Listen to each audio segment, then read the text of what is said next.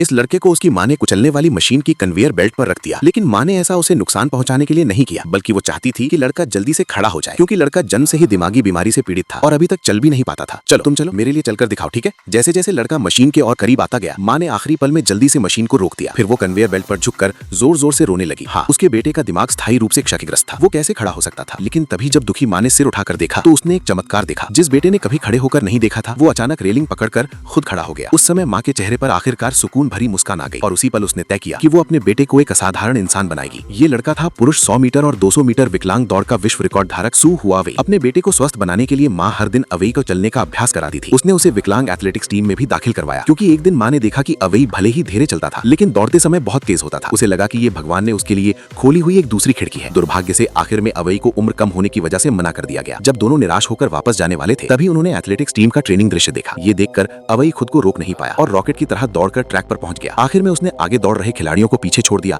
और सबसे पहले फिनिश लाइन पार कर ली। मैं और तेज दौड़ सकता हूँ, मैंने बहुत मेहनत की है। उसे नहीं पता था कि यही एक वाक्य उसकी पूरी जिंदगी बदल देगा। ये विकलांग लड़का हर बार दौड़ते समय अपने पैरों की उंगलियां तक घायल कर देता था, लेकिन उसने कभी अपनी रफ्तार धीमी नहीं की, क्योंकि सिर्फ और तेज दौड़कर ही वो पैरालंपिक की एथलेटिक्स प्रतियोगिता में हिस्सा ले सकता था। आखिरकार मेहनत रंग लाई। उसने 14.57 सेकंड में 100 मीटर दौड़कर पैरालंपिक में भाग लेने वाली टीम में जगह बना ली। जल्द ही वो अपने साथियों के साथ पैरालंपिक के मैदान में पहुंच गया। 4 लोगों की 400 मीटर रिले दौड़ में अब हांगकांग टीम की बारी आने वाली थी, लेकिन तभी एक खिलाड़ी अचानक घबरा गया। कोच जल्दी से उसके पास गया और उसे शांत करने की कोशिश करने लगा। जैसे ही खिलाड़ियों की जोरदार आवाज गूंजी, 400 मीटर रिले दौड़ आधिकारिक रूप से शुरू हो गई। पहला धावक तेजी से आगे भागा और बैटन अगले खिलाड़ी को दे दिया, लेकिन दूसरा धावक थोड़ा संघर्ष करता हुआ दौड़ा। तीसरे धावक ने पूरी ताकत लगाकर अंतर कम किया और जब आखिरी बारी अवेई की आई तो उसके मन में सिर्फ अपनी माँ की सीख थी। माँ को सामने खड़ा हुआ सोचो और बिना कुछ सोचे बस आगे दौड़ते जाओ। आखिरी पल में अवेई और 2 टीमें एक साथ फिनिश लाइन पार कर गए। स्क्रीन के सामने बैठी माँ की सांसें थम गई थी। अब बस जज के नतीजे का इंतजार था, जिसकी किसी ने उम्मीद नहीं की थी। आखिरकार चीन हांगकांग टीम ने इस रिले दौड़ का चैंपियनशिप जीत लिया। उस पल अवेई सफल हो गया। स्क्रीन के सामने बैठी माँ को भी लगा